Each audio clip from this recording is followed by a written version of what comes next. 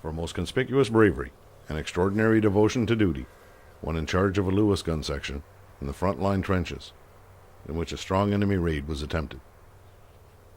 During an intense bombardment, Corporal Kaeble remained at the parapet with his Lewis gun shouldered, ready for action, the field of fire being very short.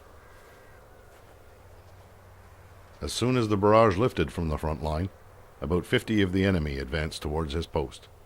By this time, the whole of his section, except one, had become casualties. Corporal Kaeble jumped over the parapet, and holding his Lewis gun at the hip, emptied one magazine after another into the advancing enemy, and although wounded several times by fragments of shells and bombs, he continued to fire, and entirely blocked the enemy by his determined stand.